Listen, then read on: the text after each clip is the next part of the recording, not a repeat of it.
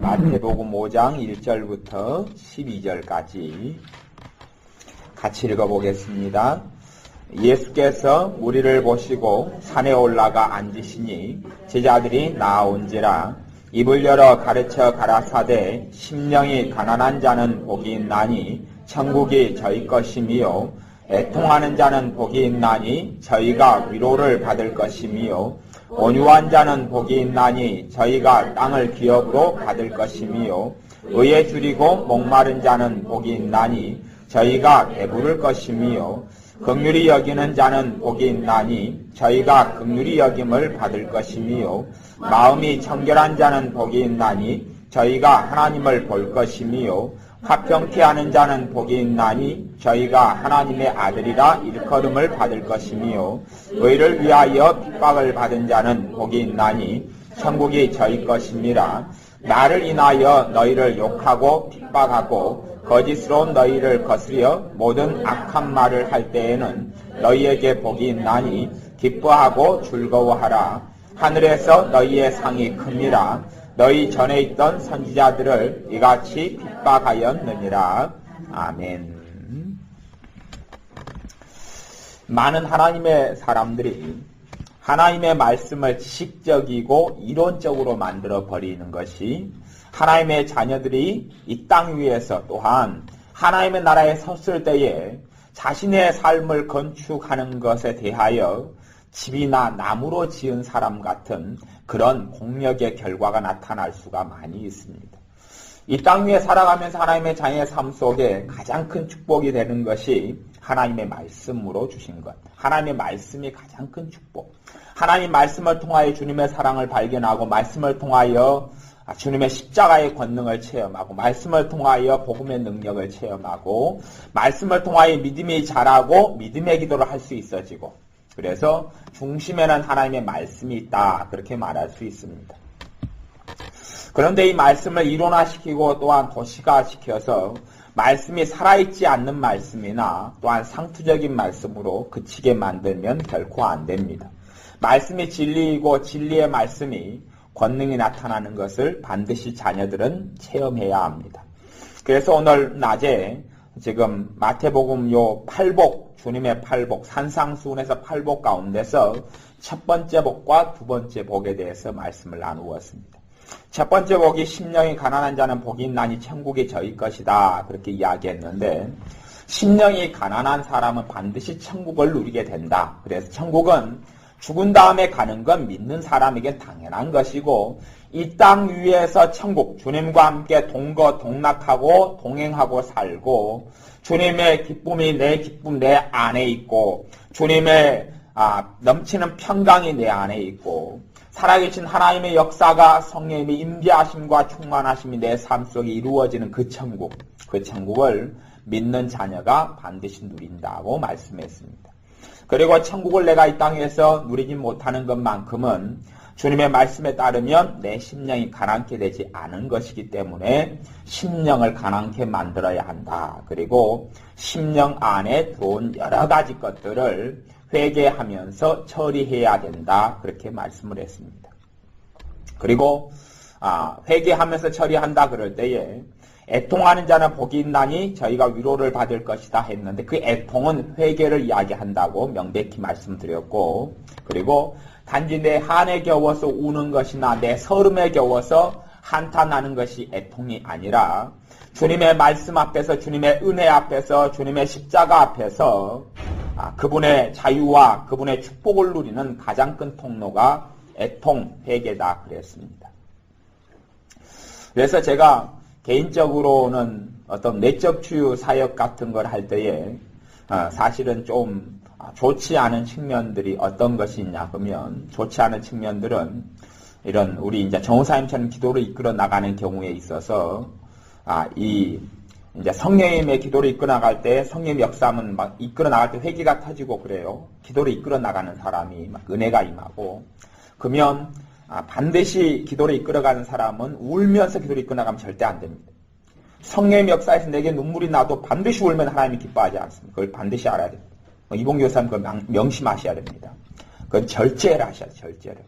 왜냐 그러면 자신의 은혜가 있지만 듣고 같이 기도하는 사람들은 그 눈물이 자기의 삶의 서러움의 눈물로 작용해버릴 수 있어요. 그래서 내적 치유하는 상황은 기쁨이 있고 축제를 누리는 장이 되어져야 돼요. 그러지 분위기가 서글퍼지면 두 개는 얻지만 한두 개 또 잃어버려요. 그건 명심해야 됩니다. 그래서 제가 우리 조사님한테 내가 직접적으로 지금 여러분에게 좀 있는 자리에서 함께 이야기를 하는 거예요.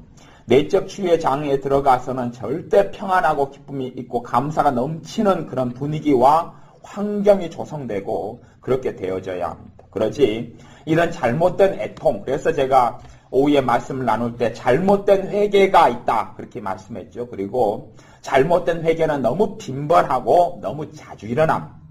잘못된 회개는 내 의에 입각해서 회개하는 것이고 잘못된 회개는 내 상황 형편 따라서 내 감정 따라 회개하는 것이고 바른 회개는 감정이 없을 수도 있고 눈물이 없을 수도 있는데 주님의 십자가 의지하고 회개하는 사람은 바른 회개고 바른 회개가 있으면 반드시 위로를 받는다. 바른 회개가 있는 사람이 위로가 있다. 그래서 바르게 회개하는 사람은 회개의 결과물로 성령님의 충만하심을 받게 됩니다.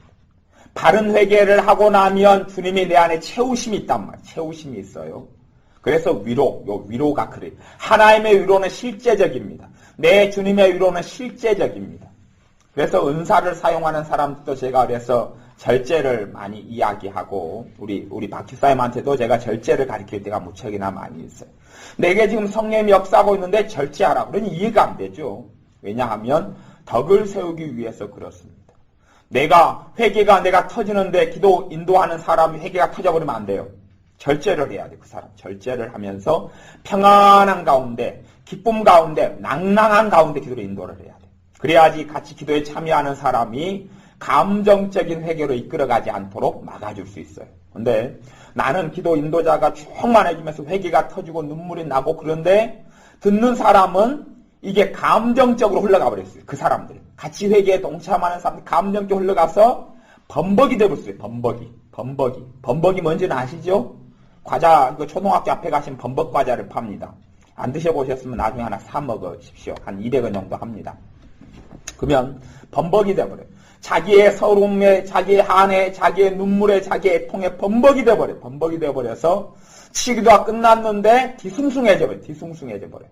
물론 내적 치유가 깊이 들어갔을 때는 뒤숭숭한 것이 있습니다. 있는데 범벅돼서 뒤숭숭한 것도 있어요. 범벅돼서.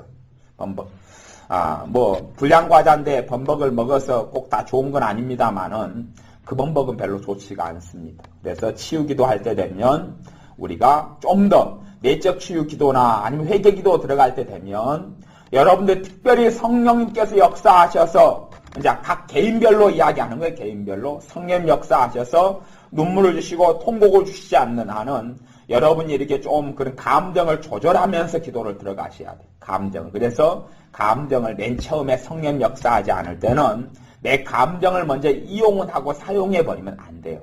그렇게 될 때는 이 참 어려운 이야기입니다. 여러분 경험을 하셔야 됩니다. 그래서 감정으로 기도하는 것이 잘못이다.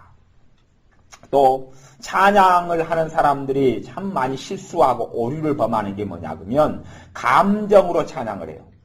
자기의 감정을 실어서 찬양을 많이 합니다. 그러면서 거꾸로 성령님의 역사를 소멸해버립니다. 그러면 찬양을 많이 불렀어요. 성령님의 역사가 데살로니가전서 5장에 성령을 소멸치 말며 성령님의 역사가 소멸돼요. 근데 내가 찬양을 많이 불렀어요. 소멸돼요. 원인을 찾을 수 있어요? 없어요? 없어요. 찬양을 많이 불렀는데 왜 소멸되지? 찬양을 부를 때 주로 안 좋은 감정보다는 좋은 감정으로 많이 부릅니다. 그럼에도 불구하고 찬양은 하나님께 드리는 예배이기 때문에 또한 참다운 찬양은 성령님께서 주도권을 주셔야 되기 때문에 내 감정으로 실어서 찬양을 해버리면 내 감정으로 이 찬양을 부르면 부르는 자기는 시원함을 느낍니다. 부르는 그 사람은 뭔가가 된 것 같아요. 근데 듣는 사람에게 은혜가 없고 당사자도 죄를 많이 지게 됩니다. 제가 그래서 예전에 말씀을 좀 나눌 때는 여러분들 들었는지 못 들었는지는 모르겠습니다만은 예전에 말씀을 나눌 때는 제가 설교자 가운데도 감정이 실어서 설교하는 것이 얼마나 위험한 줄을 제가 여러 번 조금씩 나눈 적이 있어요. 저도 설교 학교를 다녀본 사람이고 설교 학회를 만들어서 설교하는 것을 가르친 사람이고 또 설교를 한지 그래도 거의 20년 가까이 저는 된 사람인데요. 그래서 별의별 설교가들을 만나기도 하고 설교를 하기도 하는데 감정을 실은 설교가들이 있어요. 한국 교회에도 큰 목사님들 중에서 감정을 실어서 설교하는 목사님들이 있어요. 사실은 그럽니다. 그런데 그러면 성도님들이 또 많이 겉으로 보기엔 부흥하기도 하고요. 겉으로 보기에는 사람들이 감화를 받습니다. 감화를 받는데 그것이 진정한 그들 속에서 주님과 만나게 되는 역사는 나타나지 않습니다. 사람의 역사만 가득하고 하나님의 역사가 가득하게 되지 않는 거예요. 제가 설교를 할 때 그런 원리를 알기 때문에 되도록이면 감정을 뗍니다. 감정. 제가 쓰는 기도도 좀 딱딱하게 가고 설교도 좀 딱딱하게 가는 것이 있어요. 감정을 빼려고 그래요. 왜냐하면 내 감정으로 역사하면 성령님께서 일하시지 않고 저는 죄의 범벅이 되기 때문에 그렇습니다. 설교라 할지라도 그래요.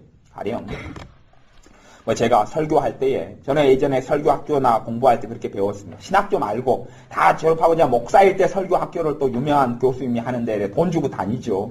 돈 주고 그것도 100만 원 단위로 우습게 드는 그런 데입니다. 그리고 우리나라에 그런 유명한 설교학교들이 많습니다. 반학기 500만 원 이런 것도 많이 있고요. 그런 거 많습니다. 그래서 목사님들에게 카드 긁어서 다니라 그럽니다. 설교에 목숨을 걸으라고. 제게도 지금 설교 여러 군데에서 또 세미나 있다고 뭐 있다고 종종 문자 옵니다. 왜냐하면 제가 근데 참여해서 제 핸드폰 문자를 남겨놨기 때문에 계속 오죠. 그러면 감정으로 설교하는 건 그런 거예요. 여러분, 주님께서 여러분을 사랑하십니다. 여러분 힘을 내십시오. 주님께서 여러분을 축복하실 것입니다. 그러면 그렇게 하는 게 감정을 실어 설교하는 거예요. 하나님이 여러분을 잊어버리실 것 같습니까? 잊어버리지 아니합니다. 여러분을 잊으실 것 같습니까? 아닙니다. 눈동자처럼 여러분을 지키십니다. 그게 감정을 실어하는 거예요. 제가 설교를 할 때 저같이 감정 저도 꽤 싫습니다. 그러면 그 중에서 제가 많은 목사님들 가운데서 칭찬을 많이 들은 사람, 성경 읽을 때도 감동 실어서 읽으라고 가르칩니다. 그래서 입을 열어 가르쳐 가라사대 심령이 가난한 자는 복이 있나니 천국이 저희 것이니요. 그리고 이제 그렇게 목사님들 읽는 거 들어보셨어요? 네, 그러죠. 그것이 감정을 실어서 하는 겁니다. 그러면 할 때 되면 목사님은요 뭔가를 많이 느낍니다. 그 설교하는 여러분이 그 입장이 되시고 목사님 되시면 자기에게 지금 성령의 역사가 나타나고 있다고 생각합니다. 목사님들은 착각을 해요. 굉장히 많이 착각합니다. 그렇기 때문에 그렇게 하고 듣는 분들도 감동을 받습니다. 감동 받을까요? 안 받을까요? 1번 받는다, 2번 안 받는다. 받아요, 받아. 그러기 때문에 연예인이 있고 탤런트가 있고 개그맨이 있는 겁니다. 그리고 오페라 가수가 있고 테너가 있고 소프라노가 있어요. 자기 감정을 실어서 막 하면 듣는 사람들에게 그 뭔가가 와요. 감동이 옵니다. 감동이 와요. 그런데 그 감동이라는 것이 성령님과는 상관이 없다는 데 문제가 있어요. 성령님과는 상관이 없다는 데 문제가 있어요. 그래서 찬양을 부르는 개인적으로 하나님께 찬양을 부르는 사람이든 기도를 하는 사람이든 이같이 설교자도 문제가 되는 거예요. 설교자도.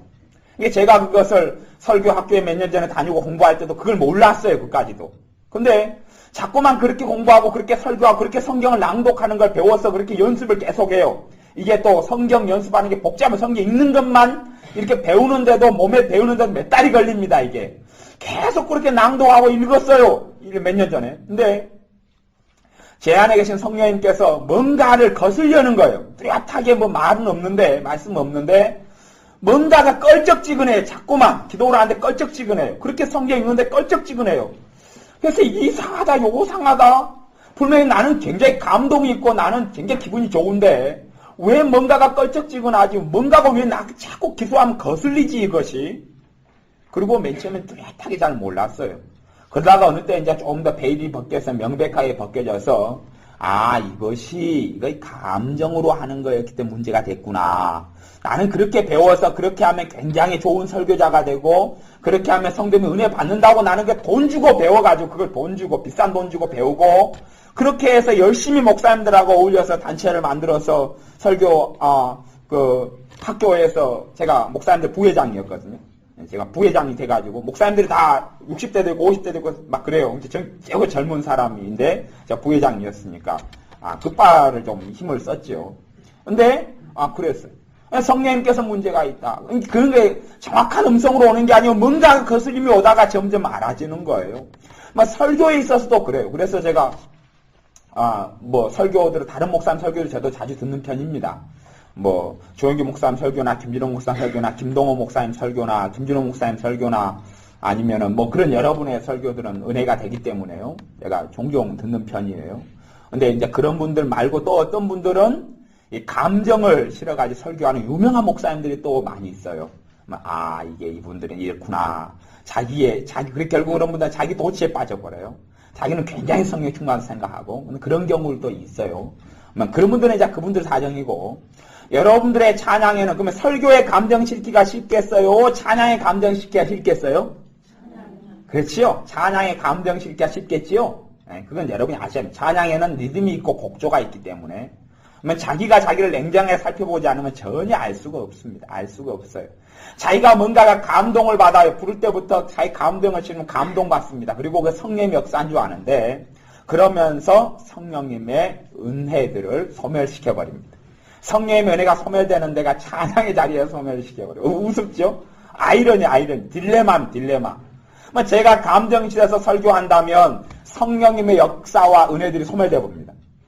그러니까 자기 감정으로 하는 사람 도무지 몰라요. 왜냐하면 연예인들이 연기하는데 성령의 역사 필요 있어요? 없어요? 없습니다. 연예인들 연기하는데 성령의 역사 없이 합니다. 자기 감동으로 합니다. 자기 감동으로 웃고 즐기고 또 눈물 흘리고 막 그렇게 하는 거예요. 그렇게 하듯이 그래서 제가 영적인 것들을 통해 짓는 죄 이런 말씀을 제가 몇 번을 전했어요. 한 2번 정도. 사역원에서는 제가 한 번 전했어요. 저기 갈보리 금식기도원에 있을 때에.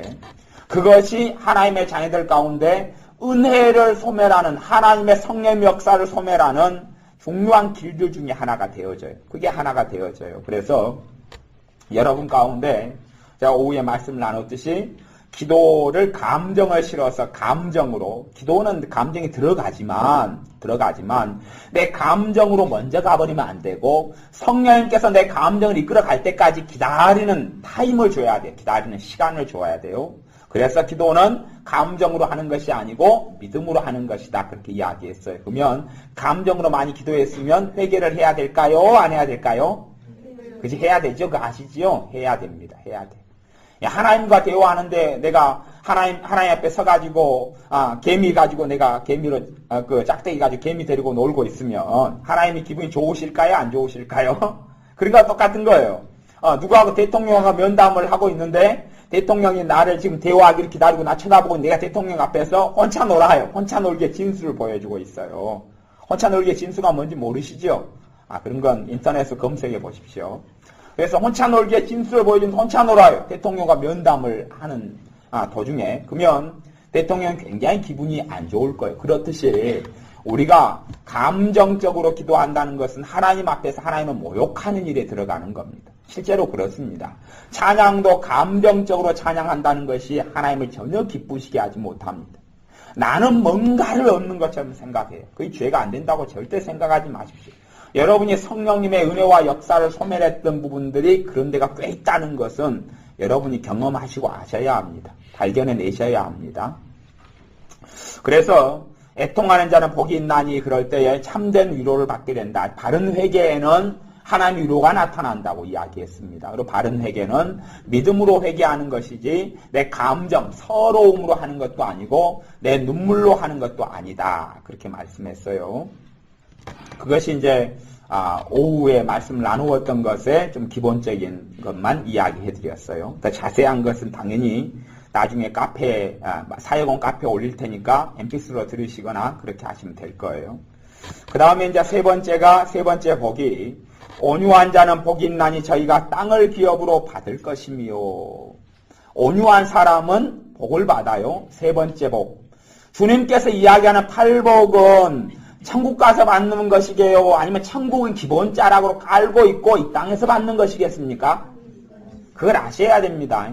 주님은 이 땅의 삶에 무관심한 분이 아니에요. 무관심하면 주님이 병을 고치고 다니실 필요가 있어요? 없어요? 없습니다. 주님이 채찍에 맞으실 이유가 없습니다. 주님이 가난케 되심으로 너희를 부욕케 하리 하심이니라 하는 가난의 삶을 주님이 나를 위해서 이 땅에 사실 필요가 없는 거예요. 주님이 그런 삶을 살 필요가 없습니다.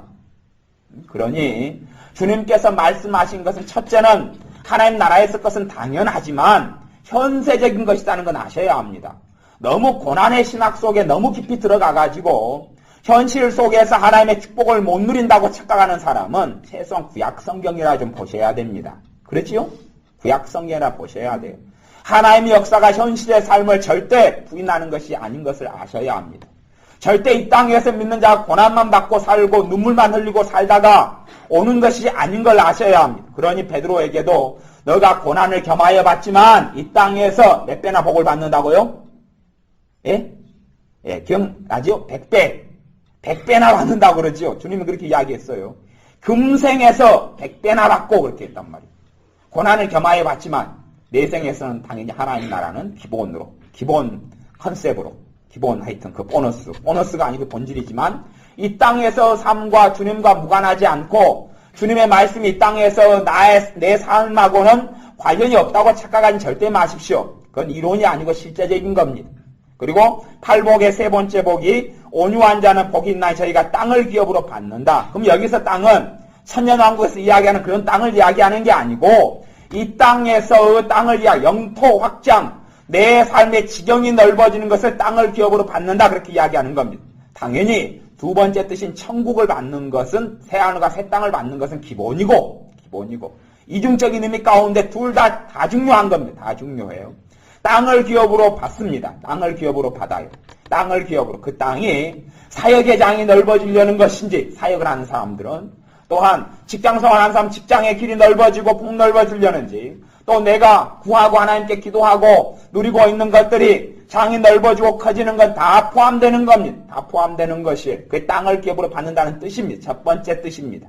그러면 그것을 축복으로 받는 사람이 어떤 사람이 받느냐? 온유한 사람이 받는다 그랬어요. 온유한 사람이 받는다. 우리가 착각을 하는 것은 있습니다. 어떤 착각을 무척 우리가 많이 하냐면 성경의 개념과 내 개념을 일치를 시켜버리는 게 착각이 일어납니다. 성경을 읽을 때 내 개념으로 성경을 읽는다는 것이 복잡한 일입니다. 내 개념으로 성경을 읽는다는 것이 복잡한 일이에요. 그래서 어떤 사람이 인터넷에 질문을 띄웠습니다. 왜 여자들은 다 나를 좋아할까요? 그랬더니 누가 답을 달았어요. 거기에 개념 없는 놈. 그리고 그러니까 이 개념이 없는 게 문제예요. 성경에 사랑하라 그랬으면 여러분이 겪는 여러분의 사랑의 개념이 있잖아요. 그러죠? 그걸로 사랑을 생각한단 말이에요. 그거에 대입시키면 안 맞는 거예요. 그래서 신학자들은 뭘 두 가지를 구분해요. 책들도 보면 히브리적 사고와 헬라적 사고 이런 신학책들이 좀 여러 권 있어요. 무슨 말이냐 그러면 히브리 사람들이 했던 구약시대에 했던 하나님의 백성들이 했던 사고방식하고 헬라적인 사고방식이 다르다는 거예요. 또 우리나라에 또 좀 이름 이제 알려가는 이문장 교수님 이런 양반들은 서구적 사고와 동양적 성경 해석과 서구적 성경 해석 그래서 동양적 성경 해석으로 중심으로 가져가려고 책도 냈고 우리 김진호 목사님 같은 경우는 이문장 교수님을 꽤 좋아해서 그분들의 글들을 많이 싣고 그래요. 근데 그렇게 관점들이 굉장히 다르다는 걸 아셔야 합니다. 우리는 대부분의 헬라적 사고 속에 들어가 있어요. 헬라적 사고. 근데 성경의 방식은 히브리적 사고 방식이. 그까지 어려운 것까지 여러분이 모르셔야 되는데 그런 게 있는데 그 중에서 그러면 내 단어와 내 개념은 서구적인 개념도 있고 내 삶에서 오는 것도 있고 헬라적 것도 있어요. 성경의 것은 히브리적인 것에 가까운 거고 그것이고 그래서 하나님의 자녀들이 사랑 그러면 내 사랑으로 성경을 해석하는 것을 경계해야 되지요. 마찬가지. 그러면 여기서도 온유한 자는 복이 있다 그럴 때 그 온유를 누구식으로 해석하는 거예요? 내 식으로 해석하는 것이 성경을 이해하지 못하게 되는 거예요. 그러면 도대체 온유가 무엇이냐는 거죠. 우리식의 해석은 그거예요. 온유가 부드러운 거죠. 부드러운 거. 온순한 거. 부드러운 거예요. 그러니까 부드러운 사람이 땅을 기업으로 차지한다. 부드러운 것은 뭐예요? 딴 사람이 요구하면 그렇게 해줄게. 그리고 이렇게 해라. 그러면 예, 알았어요. 그게 온유잖아요. 온순한 거예요. 그런 사람은 땅을 기업으로 차지합니까? 이용을 많이 당합니까? 이용을 많이 당하지요. 그러잖아요. 이게 말씀하고는 안 맞지요? 안 맞아요. 아이고, 그러니까 거기에서 이용은 많이 당해도 하나님께서 천국에서 갚아주실 것이다. 그렇게 하면 대단히 믿음이 좋은 건데, 요 세 번째, 팔복 가운데 세 번째 법하고는 아무 상관이 없는 겁니다. 온유는 그걸 이야기하는 게 아니에요. 부드러운 걸 이야기하는 게 아니에요. 착한 걸 이야기하는 게 아니에요. 순진한 걸 이야기하는 게 아니에요. 이건 성격을 이야기하는 게 아닙니다. 성격 가운데 온유한 성격이 있어요. 그걸 이야기하는 게 아닙니다. 온유한 성격으로 복을 이야기한다면 아브라함이나 바나바 같은 온유한 성품의 사람 복을 제고 많이 받았을 겁니다. 그런 건 아니에요. 온유한 걸 이야기하는 게 아닙니다. 그러면 성경의 온유가 무엇이냐 그리고 따라가려면 모세한테 가야 됩니다. 모세. 하나님의 사람 모세에게 배워야 합니다. 모세에 대하여 하나님께서 성경에 소개하고 있기를 모세는 이 세상에서 가장 온유가 승한 자다. 온유 1등 그렇게 이야기한 거예요. 하나님 보시기에 온유 1등. 그러니 모세의 삶을 생각할 때 온유를 좀 더 이해하기가 쉬워지는 거예요. 그러면 모세가 이스라엘 백성들에 대하여서 이스라엘 백성이 원하는 대로 해줬습니까? 이스라엘 백성과 맨날 싸웠습니까? 예?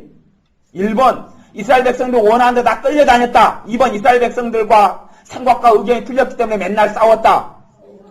그래 2번 답이죠. 여러분 100점입니다. 근데 100% 싸운 건 아니지만 대부분 그랬어요. 대부분 그래서 그것 때문에 모세가 너무 고통스러워서 하나님께 때론 기도합니다. 하나님 내가 이 사람들 낳았습니까? 왜 그럽니까 도대체? 내가 지금 아빠라고 엄마라고 왜 나를 이렇게 괴롭게 하냐고 그러면서 하나님께 기도하는 내용도 나옵니다. 그러면 모세의 온유가 사람들이 묻고 뭘 요구할 때 예스맨은 아니다는 것은 아셔야 돼요. 예스맨은 아니고 그러면 그 온유가 도대체 뭐냐 하는 거죠. 모세의 성질이 한바탕 했습니까? 아니면 성격이 유하고 좋았습니까? 한바탕 했죠. 그래서 성질대로 애굽 사람을 칼로 쳐서 죽였지요. 쳐 죽이고 그 다음에 나중에도 또 결국 그 성질을 못 고쳐가지고 지팡이로 두드려가지고 가나안 땅에 못 들어갔단 말이에요. 그 성질을 못 고쳤어요. 욱하는 그것이 계속 남아있었던 것은 여러분이 발견하십니다. 그러면 결국 이 온유라는 것이 성격하고는 다르다는 것은 이제 알 것이고 도대체 이게 뭐 온유가 뭐냐? 부드럽다는 것까지는 그건 단어 안에가 들어가 있는 것이 그건 틀린 게 아니에요. 부드럽다는 건 틀린 게 아니에요. 부드러운 건 맞은데 그러면 온유가 무엇이냐? 두 가지 뜻이 있어요. 첫 번째 온유는 누구에 대해서 부드럽다는 거예요? 하나님에 대해서 부드럽다. 그러니까 온유의 뜻과 가장 가까운 단어가 하나 있어요. 뭐겠어요? 순종. 순종은 하나님께 하는 거지요. 하나님께. 그래서 온유란 단어가 포함하고 있는 것이 순종이라는 단어를 포함하고 있어요. 하나님에 대해서 부드러운 거. 그래서 모세는 하나님에 대해서 어떤 사람이었어요? 순종하는 사람. 하나님의 말씀에 부드러운 사람. 자, 이제 그럼 온유의 축복이 갈라디아서로 넘어가 뭘로 표현되어 있냐? 그럼 로마서나 갈라디아서에서는 너희가 성령님의 인도함을 받고 살면 죄 아래 있지 아니하리라. 너희가 영으로서 육의 행실을 죽이면 살리니 성령님이 인도하신 바대로 살면 그리고 성령님이 인도하신 바의 삶에 대한 아름다운 결과물을 이야기하고 있어요. 그랬어요? 그러면 온유라는 게 뭐냐? 성령님이 인도 따라 살아가는 것이에요. 신약적으로 이야기한다면. 왜냐하면 하나님께 순종하는 것은 성령님이 나를 이 땅에서 이끌어 가시기 때문에 성령님의 인도하심 따르는 게 순종이 되는 거예요. 그래서 성령님의 인도하심 따라 살아가는 사람이 받게 되고 누리게 되는 것이 뭐냐 하면 땅을 기업으로 차지하게 되는 것이에요. 내 삶의 내 영토에서 봐보세요. 여러분 직장 생활을 해요. 그러면 그 직장 생활이 하나님 앞에서도 귀중할까요? 안 귀중할까요? 그건 귀중하고 중요한 겁니다. 내가 먹고 사는 직장 생활이 하나님도 가볍게 보거나 소홀히 보시지 않습니다. 내가 일하는 활동이 중요해요. 그것이 첫 순서, 가장 중요한 것은 아니지만 그래도 내가 중요한 만큼은 내 아버지 하나님 앞에서도 중요합니다. 그리고 하나님께서는 내가 사는 직장이라면 직장에서 내가 흥왕하고 잘 되고 또한 여러 가지 것들이 넓어지기를 원합니다.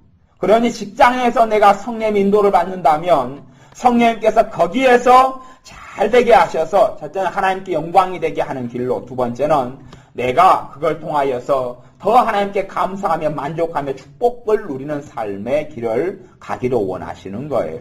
그러니 내가 살아가는 각 위치마다, 가정이든지 직장이든지 어느 위치든지, 그것이 하나님이 일을 하는 사역의 장이든지 간에 하나님께 대하여 마음이 부드러운 사람, 하나님께 대하여 열려있는 사람, 열려있는 사람은 성령의 감동을 잘 받아요? 못 받아요? 잘 받지요. 잘 받지요. 성령의 감동에 민감하죠. 민감해요. 제가 그래서 감정적으로 기도하고 감정적으로 찬양하고 감정적으로 뭘 하는 사람이 또 위험한 점이 있어요. 위험한 점이 뭐냐 그러면 감정이 훈련이 안 됐어요. 그렇기 때문에 성령님의 감동과 내 감동을 구분을 못합니다. 구분을 못해요. 이제 여러분은 그건 뺑뺑이 돌리셔야 됩니다. 그래서 전 그래도 제가 개인적으로 생각하는 확률이 좀 높은 것이 뭐냐 그러면 어떤 감동이 올 때에 뺑뺑이를 만드셔가지고 OX 반대를 나눠 놓으셔요. OX. 그래가 뺑뺑이를 돌리시고 그리고 그거 있잖아요. 던지는 거 있잖아요. 그걸 한 장만하셔가지고 한 바퀴 뺑 돌리세요. 어떤 감동이 왔어요. 감동이 왔어요. 그럼 뺑뺑이 돌리세요. 샥 돌리면 OX 두 개 된 게 뺑 돌아갈 거 아니에요? 그럼 여러분이 탁 맞히세요. 그걸. 그 던지는 거 있잖아요. 그 뭐지요? 닥트인가? 다트 던지세요. 탁 던져가지고, 오! 그러면, 이게 성령의 감동이구나. 그리고 이제 딱 던져, X, 그만, 아니구나. 그렇게 하면, 여러분이 성령의 감동이라고 생각한 것보다 확률이 좀 높습니다. 실수할 확률이 좀 높아요. 이게 제가 굉장히 좋은 방법을 가르쳐 드렸습니다. 여러분이 성령의 감동을 받아요. 감정을 잘 사용한 사람들이 감동을 받아요. 그러면, 여러분이 이게 성령의 감동이다 행했는데, 아닌 거나, 아니면 기긴 긴데, 섞여버린 거, 짬뽕 돼가지고 돼지밥이 된 것이 꽤 많이 있어요. 뭔 긴데, 뭔 왜곡돼가지고 범벅이 돼버린 게 있어요. 그러면 이것을 써야 돼요, 안 써야 돼요?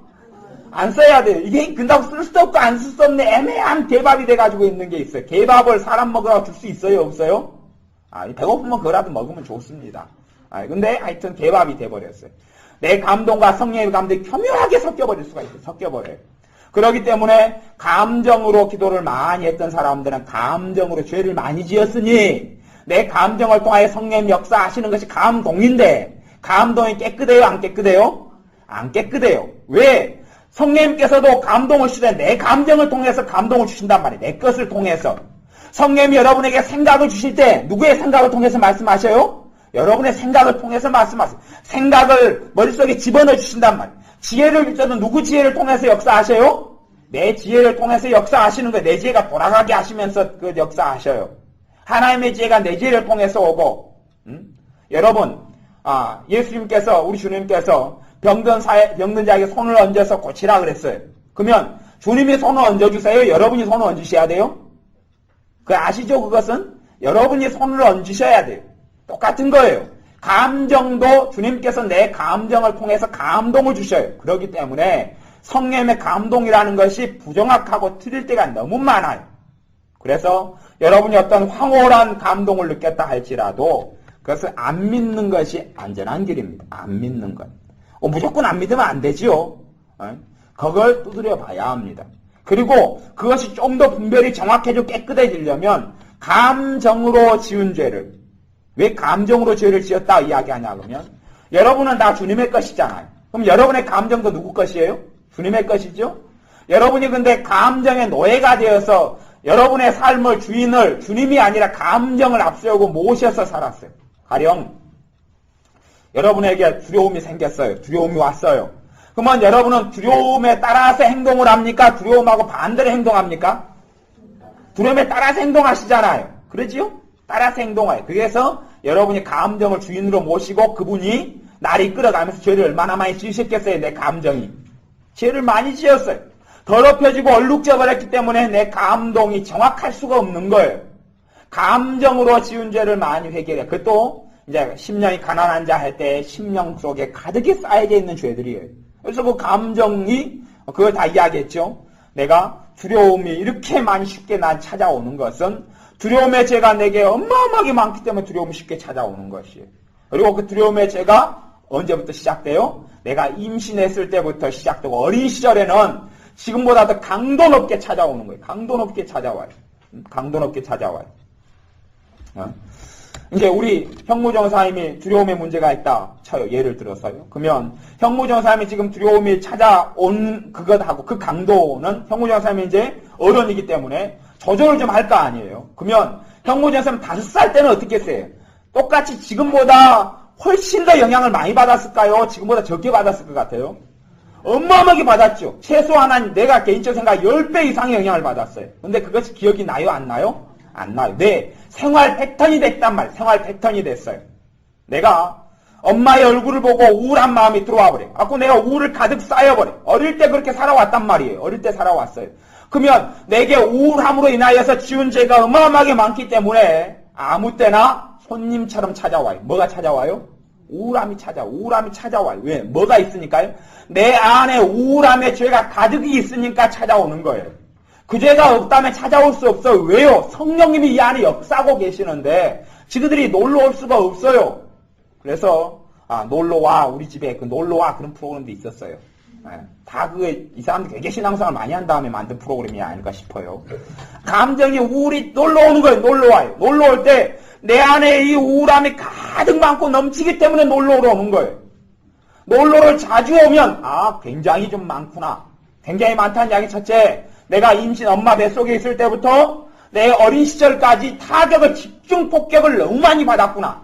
대신에 그것은 매일매일 벌어지고 일어난 일이기 때문에 특별한 사건으로 기억이 안 되고 있어요. 왜? 매일매일 겪는 일이죠.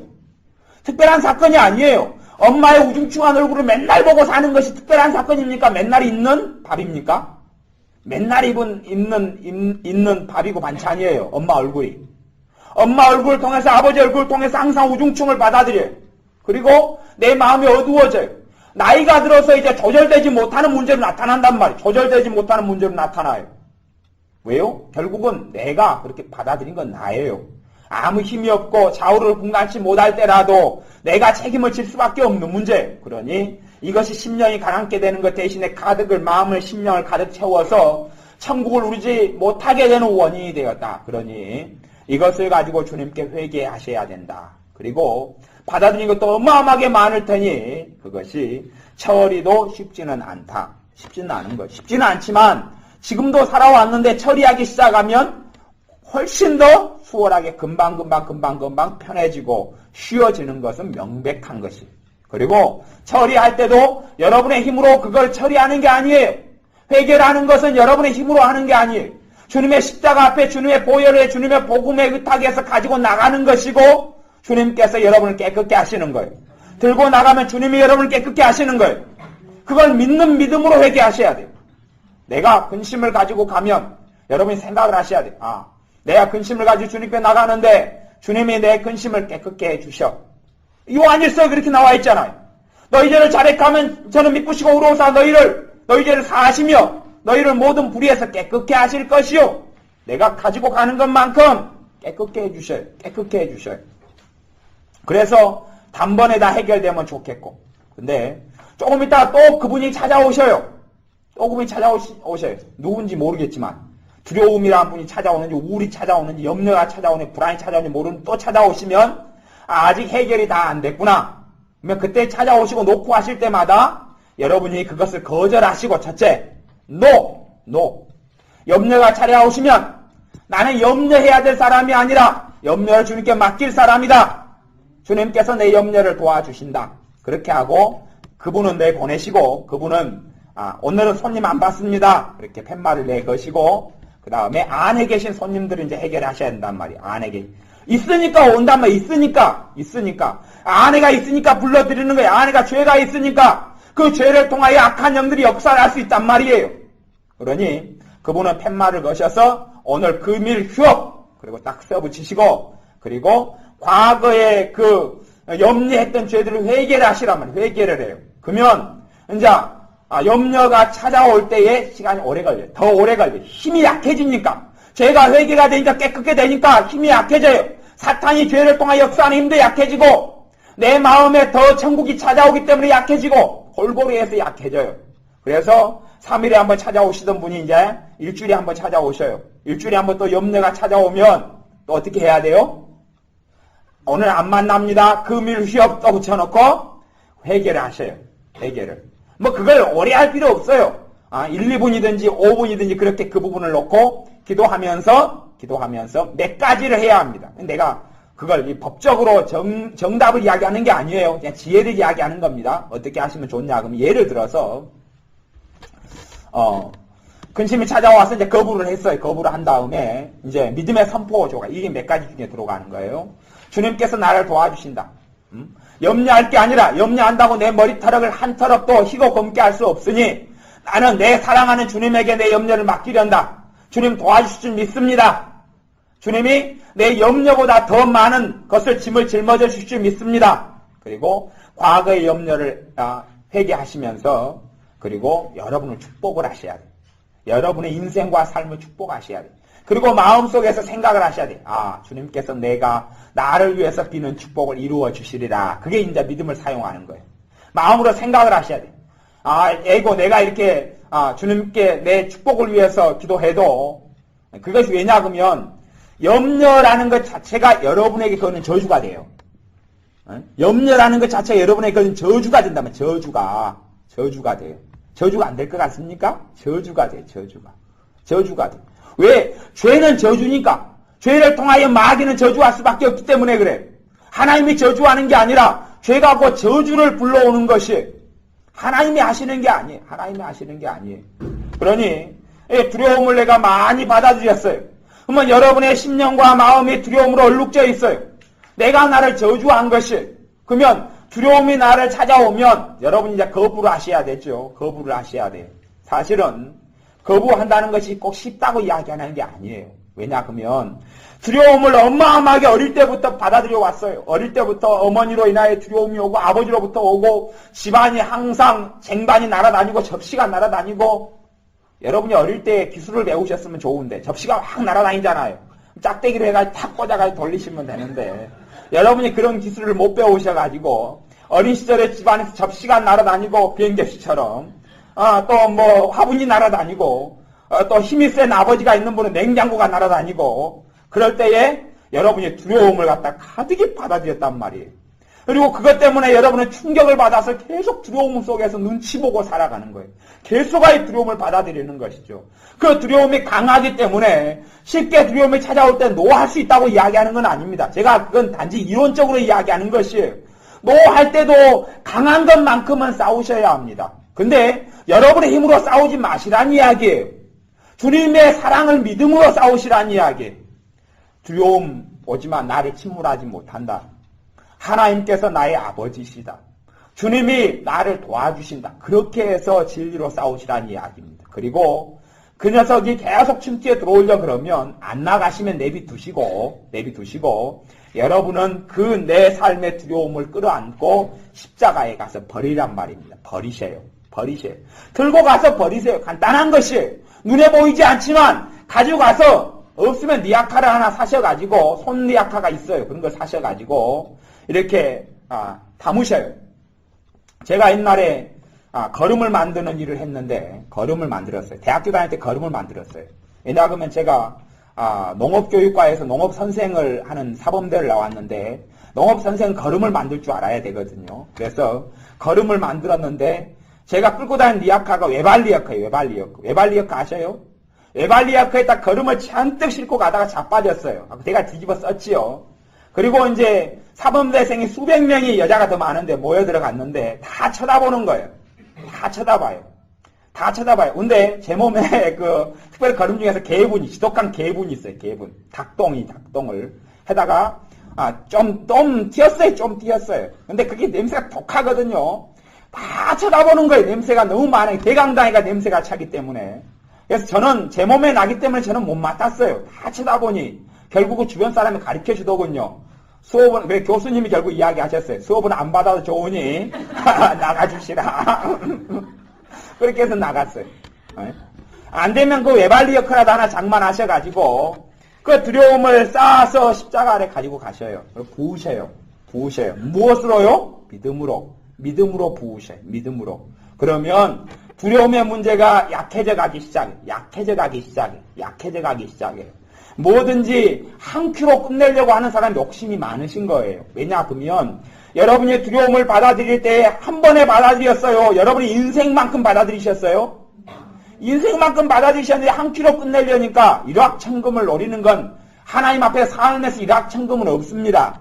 구원은 한순간에 받지만 영적인 일확천금은 없습니다. 로또 복권도 한순간에 될지 몰라도 그것도 하나님 앞에서 믿음 성장이 한순간에 되지도 않고 자유케 되는 일이 한순간에 오는 것이 아니에요. 왜냐 하면 제가 이 감정 문제, 정서 문제를 이야기하는 것은 그것은 마귀가 아니기 때문에 그래요. 이해하세요? 귀신은 한순간에 쫓아내버릴 수 있어요. 지금 제가 이야기하는 것은 집에가 바퀴벌레가 드글드글 끓는데 바퀴벌레가 음식물 쓰레기 때문에 끓었어요 지금.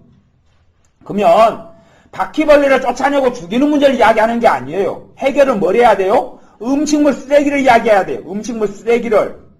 바퀴벌레는 바퀴 매트를 갖다가 잡아 죽일 수가 있는데 음식물 쓰레기는 여러분이 손수 치워야 되는 것이고 여러분의 감정은 잘못된 감정, 이 두려움이라는 걸 가지고 우울함이라 받아들였던 것은 마귀가 아니기 때문에 마귀가 악한 영들이 그걸 통해서 역사하는 애예요. 통해 역사하지만 여러분 안에 두려움이라는 걸 받아들여서 여러분 안에가 이 심령이 가난케 되지 않고 두려움으로 가득히 쌓여져 있는 것은 그걸 통해 마귀의 역사하니 악한 걸 쫓아낸다고 되는 문제가 아니에요. 그놈이 가고 저놈이 와요.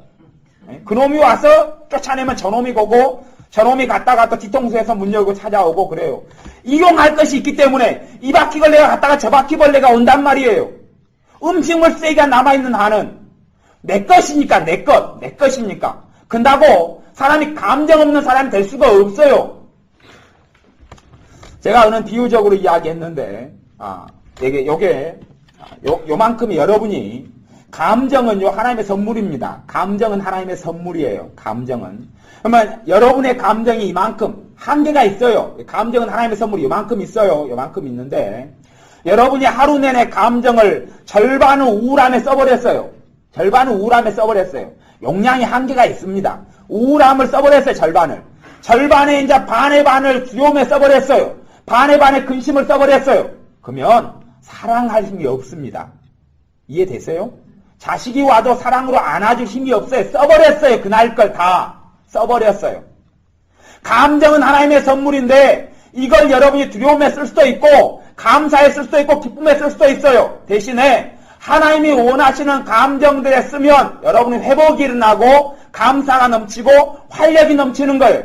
그리고 하나님이 원치 않는 곳에 이 감정을 써버리면 감정 자체는 죄가 아니고 문제덩어리가 아니에요. 하나님이 내게 준 선물이지요.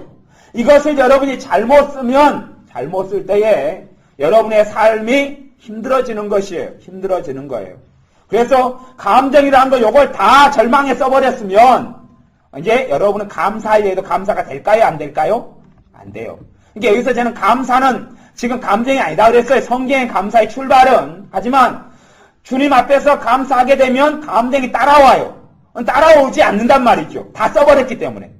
밑 빠진 독처럼 감정이 빠져나가고 있어요. 여러분이 감정이 이거 독이라고 생각해. 이 독이 이렇게 있어요. 감정이라는 독이. 그러면 여기서 여러분이 사랑하려면 이 감정을 갖다가 사랑으로 바꿔 쓰는 거예요. 제가 비유적으로 설명하는 건데 그게 맞는 이야기예요. 지금 여기서 독을 감정이라 해서 떠가지고 사랑에 땄어요. 근데 여러분이 감정에서 입이 빠져있거나 구멍이 뚫어져 있어요. 그래서 우울함으로 자꾸만 새나가고 있어요. 여러분 마음의 슬픔과 절망으로 흘러가는 것이 구멍이 뚫려져 있어요. 그러면 여기 감정에서 여러분이 사랑이라는 거 쓰려고 이렇게 보면 있어요? 없어요? 없어요. 이게 쓸 게 없단 말이에요. 딱딱 긁어도 한 종직이 나오고 말 수도 있단 말이에요. 심각하면 심각할수록. 그러니 삶 가운데 행복한 일이 있어도 행복을 느껴요? 못 느껴요? 못 느껴요. 유머 1번지를 봐도 웃음이 나와요? 안 나와요? 안 나와요. 뭐 축구를 싫어하는 건 어쩔 수 없지만 축구를 좋아하는 사람이 골인 연능을 보도 기쁨이 안 생긴단 말이에요. 다 써버린 상황에서는. 그러니까 되도록이면 여러분이 좋아하는 드라마를 보시거나 또 오락 프로그램을 유머 1번지 요즘 개그 프로그램 보시지만 아침에 보시는 게 좋아요. 이유는 아시겠어요? 농담입니다. 감정을 다 쓰기 전에 아침에 팽팽하게 남아있을 때 얼른 그쪽에다 좀 쓰시란 이야기. 그래야 웃고 하루에 한 번이라도 웃지요. 저녁에 오락 프로그램에서 저녁에 있는 건 그건 잘못이에요. 그 프로그램 사람들이 뭘 모르는 거예요. 사람을 모르는 거예요. 그 사람들 프로그램 변경을 해서 아침에 만들어줘야 돼요. 저녁에 따가 웃으려 그러니까 쓸데없는데 다 써버렸어요. 웃음이 나와요, 안 나와요? 안 나오고 그리고 웃으려야 돼. 웃음이 안 나오는 거예요. 오락 프로그램 아침에 만들어놔야지 주부를 도와주는 것인데 참 어리석은 것 같고. 농담이고요. 여러분의 삶 가운데 이 감정이라는 부분을 여러분이 잘못 써와서 주님께서 여러분의 행복을 주셔도 행복을 못 느끼는 거예요. 행복을 주셔도 행복이라는 감정으로 나타나지 않아요. 많이 써버렸기 때문에 그러니 그것을 빠져나가는 구멍을 메꾸는 것이 회개다는 것. 대신 그 내 감정이 변질이 자꾸 일어나는, 오염이 자꾸 일어나는 것이기 때문에, 내 것이기 때문에 예수 믿으면 나가라 그래도 안 나가는 거예요. 감정이 퇴근을 해버리거나 출장을 가버리시면 심각한 일이 벌어집니다. 내 것이기 때문에 그건 나가라 그래도 안 나가요. 근데 어떤 사람은 예수 믿음으로 맨날 자기 감정 쫓아내고 있는 사람들 간혹 보는데 제가 그래서 웃습니다. 그래서 예전에 어떤 시가 있어요. 그냥 웃지요. 그런 시가 있어요. 그러면 안 되는 거예요. 마귀는 쫓아낼 수 있어. 나는 못 쫓아냅니다. 나가라 그러면 내가 니다. 내가 네 애비다. 그럽니다. 나는 나를 쫓아낼 수 없습니다. 그래서 여러분이 여러분의 감정을 축복을 하셔야 돼요. 여러분의 감정을 잘못된 대로 써왔다는 이야기는 여러분의 감정은 여러분의 한 부분이기 때문에 자신을 저주한 것에 포함이 되는 거예요. 자신을 저주한 것이 되는 거예요. 자신을 저주했어요. 왜냐하면 봐보세요. 하루 내내 나를 절망 속에 내 마음과 삶을 내놨어요. 그러면 자기를 저주한 거예요? 축복한 거예요? 저주한 것이. 그러니 주님, 그렇게 여러분이 하시면 좋아요. 주님, 나를 축복합니다. 나를 좋은 감정들로 축복합니다. 주님의 사랑으로 축복하고, 주님의 평안으로 축복하고, 주님의 기쁨으로 축복합니다. 그렇게 축복을 하시고, 그리고 한 자리는 꼭 붙이셔야 돼요. 뭐 절대적인 건 아닙니다만은, 주님이 나를 축복하심을 이 아들이 믿습니다. 이 아들이 믿습니다. 그리고 생각도 믿습니다 하고 생각을 하셔야 돼요. 내 기도를 들어주십니다. 그리고 생각을 하셔야 한단 말이에요. 그 믿음을 사용하는 것이, 믿음은 감정이 아니에요. 여러분의 감정이 여러분은 안 따라와요. 잘못 오용을 많이 하면 감정이 안 따라와요. 하지만 믿음은 감정이 아니어서 믿음의 역사가 나타나는 거예요. 믿음의 기도를 감정으로 하는 것이 아니에요. 여러분이 믿음의 기도를 했던 사람과 감정의 기도를 했던 사람의 차이점을 제가 오후에 말씀을 드렸는데 다시 이야기를 해드릴게요. 이 감정적인 기도를 했던 사람들은 어떻게 하면 자기가 감정적인 기도를 했던 것을 알 수가 있냐. 그래서 기도서를 많이 해도 열매가 없는 거예요. 주님은 믿음의 기도만 응답하신다고 반드시 야고보서 1장에 말씀했어요. 그러면 여러분이 보통 때의 감정이 좋고 평안할 때는 측정을 못하고 여러분의 감정이 다운되어 있을 때에 확인하실 수 있어요. 여러분이 슬프고 절망스러울 때에 그때 기도를 해보셔야 돼요. 기도를 해보시면 감정적인 기도가 아니고 믿음의 기도를 하는 사람은 슬픈 것이 금방 도망갈까요? 안 도망갈까요? 1번 도망간다, 2번 안 간다. 도망간다. 근데 감정으로 기도한 사람은 슬픈 일이 생길 때에 주님 나가 슬퍼요. 아이고 후 하다가 기도가 다 끝나버려요. 믿음이 역사를 한 거예요? 감정이 역사한 거예요? 감정이 역사한 거예요. 믿음하고 감정은 아무 상관없어요. 여러분이 그날 슬펐다 해서 하나님이 출장을 가셨거나 아니면 여러분이 행복하니까 하나님이 가까이 계시거나 그런 이상한 일이 벌어지진 않아요. 여러분이 탄식하고 있을 때도 주님은 여러분 옆에 있고 여러분이 우울할 때도 주님은 여러분 옆에 있고 여러분이 기쁠 때도 주님은 여러분 옆에 있고 여러분이 잠자고 있을 때도 주님은 여러분 옆에 있고 여러분이 침 흘리고 졸고 있을 때도 주님이 옆에 있어서 침 닦아주고 계실지도 몰라요. 그런데 여러분 감정이 어쨌든지 간에 주님이 나와 함께 하시는 것은 진리예요. 문제가 뭐냐? 그럼 감정이 나를 속인다는 거예요. 속여서 내가 우울할 때 되면 주님이 나와 함께 하시는 것을 내가 못 느낀다는 게 문제죠. 그러면 감정이 속이는 거예요? 주님이 속이는 거예요? 그럼 감정이 거짓말장이죠? 거짓말장이를 믿어버리니까 문제가 되는 거예요. 말씀을 믿어야지 거짓말장이를 믿으면 안 되는 거예요. 그러지요? 그러니 감정 따라서 기도하면 열매를 못 거둡니다. 감정 따라 기도하는 게 아니에요. 많은 사람들이 감정 따라 기도해 왔어요. 내가 기분이 좋고 평안할 땐 기도가 잘 되고 그러니까 감정 따라 기도한 것이 그런 거예요. 감정 따라 안 기도한 사람은 평안할 때도 기도가 잘 되고 슬플 때도 기도가 잘 되고 그 다음에 근심될 때도 기도가 잘 돼요. 왜냐하면 내가 막 흥분되고 희열될 때도 기도를 하면 흥분이 가라앉습니다. 평안으로 성령 역사해버려요. 그 다음에 근심되고 답답할 때도 바르게 믿음으로 기도했다면 근심과 답답함이 빨리 도망가기 시작합니다. 지그들이. 안녕히 계세요. 바쁩니다. 주님 하나님이 찾아오셨어요? 전능하신 하나님이 지금 앞에 계셔서 내가 여기 있으면 한구탱이 하니까 나 가야 되겠습니다. 그리고 얼른 가봅니다. 얼른 가버려요. 근심이 전능하신 하나님 앞에서 버틸 수가 없는 거예요. 내가 기도하려고 있는 무릎 꿇는 그 자리에 내가 길 걸어가다 기도하는 그 자리는 하나님의 면전에 서 있는 자리이기 때문에 다른 것이 정상적으로 한다면 있을 수가 없어요. 근데 왜 있냐 그러면 내가 그분을 붙잡고 있으면 주님이 못 보냅니다.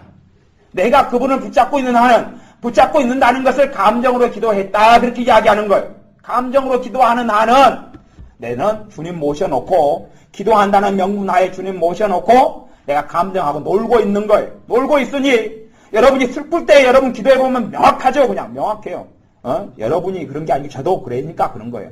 저 자신이 그렇게 살아왔으니까 동일하게 이야기하는 거지 여러분만 못됐습니다 고 이야기하는 건 아닙니다. 대동소이하고 그놈이 저놈이고 저놈이 그놈이에요. 그러니까 슬플 때 제가 슬플 때 기도를 하면 제가 그렇게 했단 말이에요. 제가 슬퍼요. 제가 슬플 때 기도를 하면 기도를 5분 10분은 못합니다. 여러분은 저보다 많이 하시면 여러분 되게 센 분으로 제가 상장은 나중에 드리겠습니다. 상장은 기독교 백화점 가면요 이게 50원에서 팔아요. 제 도장만 찍어보면 돼요. 이거. 아무것도 아니에요. 상품만 안 주면 되지요. 그래서 제가 상장 우리 교회에도 이렇게 쌓아놨습니다. 그래서 얘들 잠자면 잠꾸러기 상 주려고 제가 쌓아놨어요. 진짜로 그래요. 나중에 얘네들 찍어줘야지. 50원밖에 안 하니까요. 상장은 얼마든지 여러분 드릴 수 있어요. 상품은 못 드리고요. 돈 들어가는 건 안 되고. 여러분이 이 기도를 하다가 저는 5분 10분 만에 스그르 끄러져 버려요. 슬픔에 있다가 기도를 슬픔 가지고 하면 기도를 하다가 주님 나가 지금 슬퍼요. 슬프면서 슬픈 일들이 많이 생각나죠. 슬픈 일을 당했어요. 주님 내가 슬퍼요. 그러면서 그놈이 옛날 슬픔을 또 데리고 오시더라고요. 돈도 안 줬는데 열심히 일하셨어. 그래서 옛날 5년 전에 슬픔을 데려오고 3년 전에 슬픔을 데려오고 3년 전에 실패를 데려오고 그래서 바쁘게 돌아오니까 갑자기 슬퍼요. 그리고 기도하는데 하나가 그냥 금방 새끼쳐가지고 5놈이 쫙 있는 거예요. 그 힘을 발휘하고 있어요. 그래서 5분 하다가 불 꺼졌더라고요. 불 꺼져서 이따가 기분 좋아지면 기도해야지. 평안해지면 기도해야지. 그리고 이제 그래서 좀 똑똑한 사람은 한 잠 때립니다. 그러면 좀 똑똑한 사람이 한 잠 때리고 일어나면 슬픔이 이제 계셔요 안 계셔요? 그분도 얼른 출장 가시고 없습니다. 그러면 얼른 기도를 하면 그분은 조금 똑똑한 사람이고 근데 많이 똑똑한 건 아닙니다. 슬픔을 기도를 해서 믿음의 기도를 하면 믿음의 기도는 슬픈 감정 따라서 내가 몰입되지 않고 믿음의 기도는 어디에 근거해서요? 말씀에 근거해서. 말씀의 근거는 복잡한 게 아니에요. 주님이 날 사랑한다 그거예요. 주님이 내 기도 듣는다는 거예요. 주님이 내 삶을 축복한다는 것이 뭐가요? 십자가가 서 있으니까 내 의 때문이 아니에요. 내 의 때문이 아니고 십자가 때문에 아버지가 날 사랑하시는 거고 주님이 나의 죽으심 때문에 아버지가 날 사랑하는 거예요. 그거에 근거하라는 것이지 여러분이 헌금 많이 냈고 여러분이 기도를 하루에 몇 시간 했고 전도를 몇 명 했고 교회 봉사를 뭘 했다는 것 때문에 그러는 거 아니에요. 그것은 헛개비예요. 헛개비. 그건 나중에 하나님 나라에 가면 상급으로 주실 거예요. 그러니까 그때는 나중에 하나님 나라에 가서 계산하셔요. 그래서 지금은 계산할 것이 아니에요. 지금은 그걸로 보지 마시고 주님의 십자가 바라보고 주님 의지해서 여러분 기도할 때 되면 주님이 내 기도 응답하신다. 성경에 나왔단 말이에요. 성경에. 주님이 나와 함께 하신다. 감정은 함께 안 한다고 해요. 그거 들어버리면 여러분은 믿음의 기도 못합니다. 믿음의 기도 못해요. 아니 여러분이 슬프다고 주님이 떠나가십니까? 여러분의 감정에 농락당하거나 움직이는 분이 하나님이 아니셔요.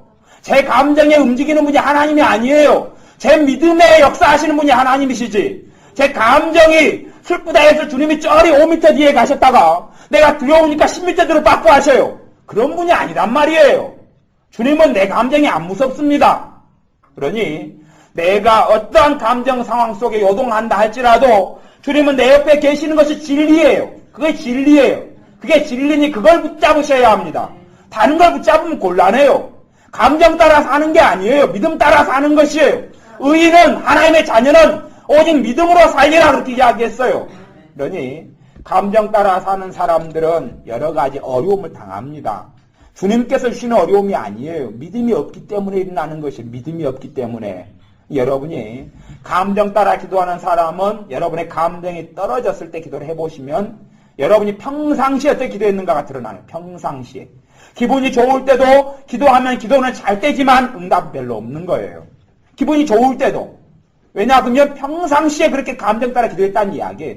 기분이 평안하고 기분이 안정될 때 기도가 잘 됐어요. 그러면 여러분이 믿음 따라 기도한 사람들은 기분이 다운되고 침체됐고 두렵고 슬플 때도 기도가 잘 돼야 돼요. 잘 돼야 돼. 그리고 그런 안 좋은 감정들이 빨리 정리가 되어져야 돼요. 그래야지 믿음 따라 기도했구나. 그러면서 여러분이 그런 기도 생활만 많이 해도 여러분의 부정적이고 좋지 않은 감정들을 주님께서 많이 깨끗게 해주시고 많이 정화를 시켜주셨을 거예요. 솔직히 그렇습니다. 여러분이 과거에 많이 받아졌던 근심과 절망과 한숨을 직접적으로 회개하지 않았다 그래도 그 믿음의 기도를 많이 한 사람들은 이게 깨끗게 많이 일어나 버립니다. 이게 주님의 사랑이고 신비예요. 왜냐, 그 믿음의 기도를 하는 사람은 여러분 자신을 다 가지고 주님 앞에 가기 때문에 주님의 빛이 비추어와서 그 부분을 깨끗게 해버리고 치워버립니다. 근데 왜 기도 생활을 해도 치워지지 않느냐? 왜 기도 생활에도 내 어둠이 가시지 않느냐 하면 내가 믿음을 통하여 주님을 보기 때문에 그렇습니다. 믿음을 통하여, 믿음으로 그리스도께서 너희 마음에 계시게 하옵시고 믿음을 통하여 나와 계신 주님이 실제적으로 역사하시는 주님으로 일하실 수 있기 때문에 그렇습니다. 내 믿음을 통하여 실제로 나와 함께 하신 주님이 나를 축복하시고 나를 자유케 하신 주님으로 역사하실 수 있기 때문에 그렇습니다. 그러니 주님께서는 내 믿음대로 될지어다라고 말씀하시는 거예요. 그러니 우리가 감정으로 기도했던 사람들은 감정을 내려놓고 회개를 하셔야 됩니다. 회개. 감정으로 기도했던 사람들 회개를 해야지 빨리 이놈이 이제 일을 안 하시고, 왜냐하면 이게 월급도 안 줬는데 열심히 일을 그쪽으로, 또 쓸데없는데 감정을 안 쓴단 말이, 쓸데없는데 부정적인데 안 쓴단 말이, 부정적인데 자기 일이 아닌데 쓰는 게 아니에요. 그래서 조금 기도하다 보면 성령님께서 이제 부정적인 감정을 정리해 주시고, 그리고 좋은 감정들로 내 심령과 삶 속에 축복을 해 주십니다. 그래서 여러분들이 이 기도 생활할 때도 또 회개할 때도 회개도 감정으로 하는 게 아니다 그랬어요. 감정으로 하는 사람은 회개를 좀 하다 보면 수치심에 젖어버리고 죄책감에 젖어버려. 하나님께서 기쁘게 받는 회개가 아닙니다. 회개는 울면서 하는 게 아니에요. 성령님께서 눈물을 주셔야지 우는 것이지. 그래서 사실은 회개를 절망의 구렁텅이라고 이야기하느냐, 회개를 축제라고 이야기하느냐 할 때 회개는 축제에 가깝습니다. 회개는 축제라고 이야기하는 것이에요. 회개를 통하여 주님은 십자가를 통하여 고통을 받으셨지만 나는 자유를 누리는 자리가 회개의 자리고 십자가의 자리입니다. 십자가의 자리가 내가 고통받는 자리가 아니고 주님이 나 대신 고통받아준 자리가 십자가예요. 그러니 회개라는 것은 우리를 자유케 하는 것이 회개예요. 정죄하는 자리가 회개가 아니에요. 어떤 사람은 회개하면 자기를 정죄하고 앉아있는 사람이 있어요. 회개가 끝난 다음에 마음이 어두워져 버리죠. 똑같이 회개했다고 생각해요. 똑같이 회개했다고 생각하지만 회개가 끝난 다음에 마음이 어두워져 버린 사람은 회개를 한 것이 아니에요. 한탄한 것이에요. 정죄한 것이에요. 자기를 멸시한 것이에요. 다시 이야기하면 주님의 십자가 앞에 나아간 것이 아니고 자기 의로 나아갔어요. 내가 이렇게 부족하고 내가 이렇게 어리석으니 나는 어리석은 삶을 살 수밖에 없어. 그러고 있는 거예요. 그러고 있었던 거예요.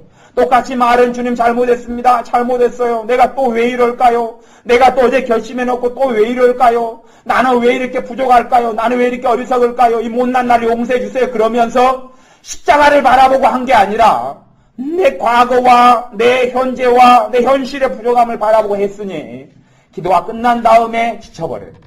잘못된 기도를 한 사람은 기도가 끝나고 지쳐버린 사람은 잘못 기도한 거예요. 잘못 기도한 거예요.